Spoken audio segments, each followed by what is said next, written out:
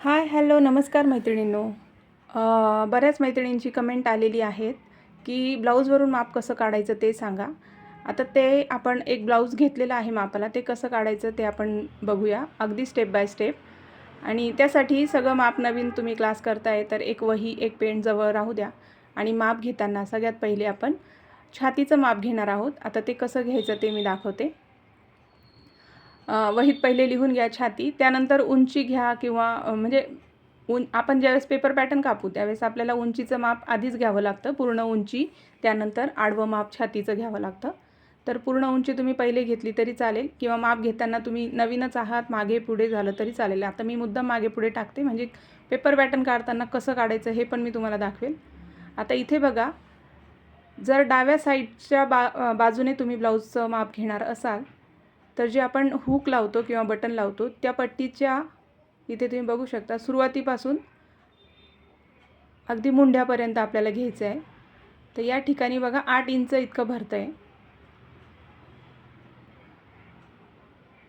इथे तुम्हाला दिसत असेल, इथे बघा 8 इंच एवढं झालं पूर्ण माप आपण घेतलं आहे. म्हणजे 8चा 8 गुणिले 4 म्हणजे छातीचं माप घेताना पॅटर्नवर आपण छातीचा चौथा भाग असं पॅटर्न काढत असतो.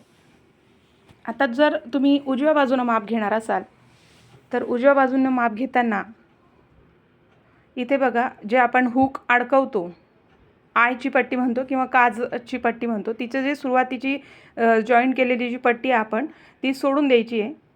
आणि अगदी मुंढ्यापासून तिथपर्यंत माप तुम्ही बघू शकता 8चं आहे.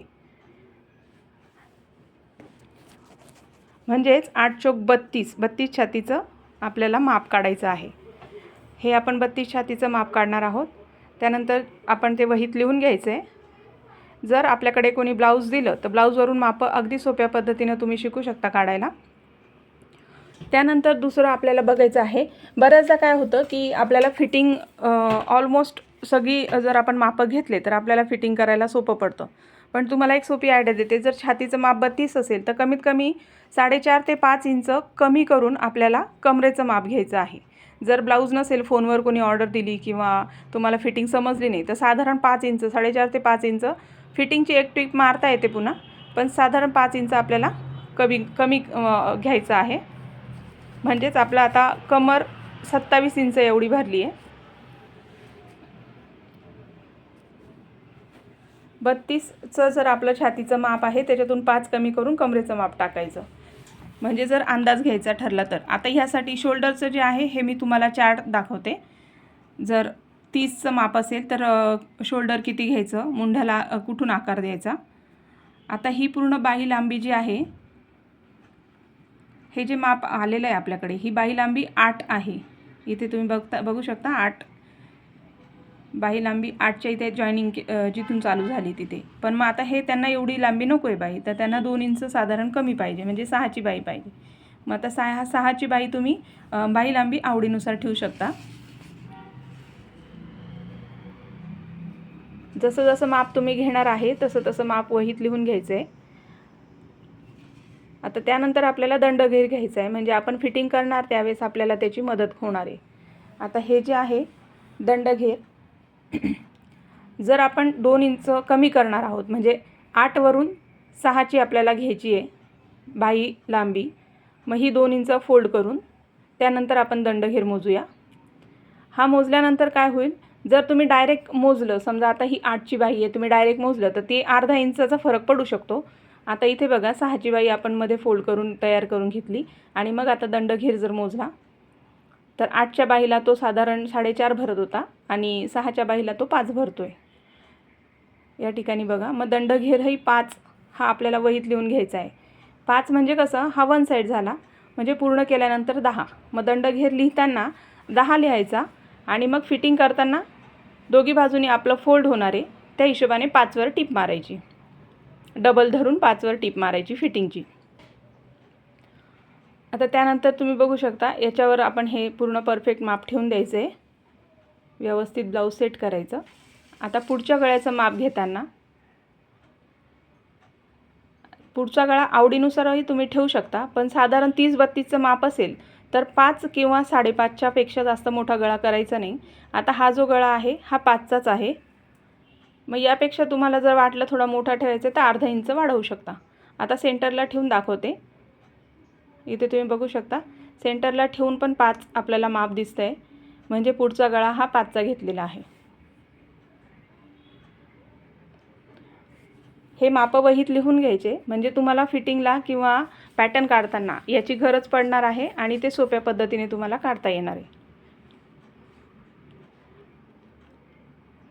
आता हे जे आहे प्रिन्सचं ब्लाऊज आहे. आपल्याला शिवताना एक तर 4 टक्स एक आहे आणि एक कटोरी आहे. 2 ब्लाऊज आपल्याला शिवायचे एकाच बाईचे.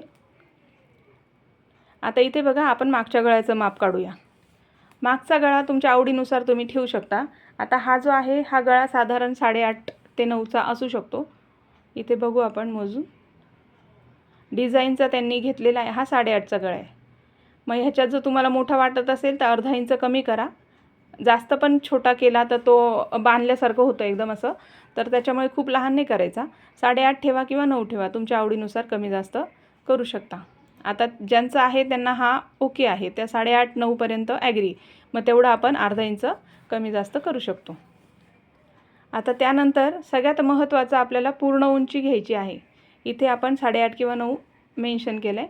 आता पूर्ण उंची जी आहे इथे बघा शोल्डरच्या म्हणजे शोल्डरपासून पूर्ण ब्लाऊजची उंची आपल्याला घ्यायची आहे. ते व्यवस्थित ब्लाऊज असं सरळ ओढून घ्यायचं ताट आणि मग त्यानंतर पूर्ण उंची मोजायची. आता ह्या ब्लाऊजची पूर्ण उंची 13 इंच आहे. लिहिताना आपल्याला 13 इंचच लिहायचं आहे. फक्त माप घेताना आपण फिटिंगसाठी जे लागणार त्याचं माप आपण एक्स्ट्रा घेतो, 1.5 इंच किंवा 2 इंच. म्हणजे पूर्ण उंची अधिक 1.5 इंच, पूर्ण उंची अधिक 2 इंच. अस्तर असेल तर त्या मापामध्ये फरक पडतो, अस्तर आणि साधं. आता हे माप तुम्ही बघू शकता. इथे आपण 32 छातीचं माप घेतलं आहे. कमर 27, बाई लांबी 6, म्हणजे ही आवडीनुसार घ्या. दंड घेर 10, पुढचा गळा आवडीनुसार घ्या. आता इथे आपण 5 किंवा 5.5 ठेवणार आहोत. आता तुम्हाला जर फिटिंग परफेक्ट करायची आहे, आपण तसं दंड घेर वगैरे मोजून घेतलं आहे, कमर पण मोजली, पण तुम्हाला छातीच्या इथे किंवा बगलेमध्ये बऱ्याचदा टाईट होऊन जातं, तर तिथे जर परफेक्ट माप घ्यायचं असेल की परफेक्ट बसतं की नाही. आता इथे जे त्यांनी सांगितलं आहे की इथलं माप थोडंसं ढिलं ठेवायचं आहे. मग इथे तुम्ही बघू शकता 6.5 इंच एवढं आपल्याला मुंड्याचं माप दिसतंय, 6.5. मग 6.5ला आपण टीप मारली तरी त्यांना एक टीप काढून घेऊ शकता ते जर टाईट झालं तर. मग तसे मार्जिंगचे आपल्याला 1-2 टिपा एक्स्ट्रा ठेवावं लागतात. मग इथे मुंड्याचं माप आपण 6.5 टाकणार आहोत. फिटिंग करताना आपण तेवढा भाग थोडासा जवळून टिप मारू, म्हणजे जेणेकरून त्यांना ते काखेत टाईट होणार नाही.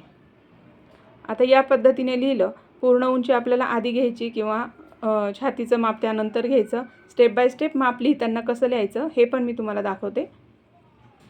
लिहिताना तुम्ही घाई करू नका, म्हणजे मागं पुढं असं काही नाही, डबल माप घेऊन व्यवस्थित त्याचं पॅटर्न काढायचं आहे आणि मग त्यानंतर ब्लाऊज शिवायचा प्रयत्न करायचा आहे. आता हे ब्लाऊजवरनं माप कसं घ्यायचं हे मी तुम्हाला शिकवलं. व्हिडिओ कसा वाटला नक्की सांगा.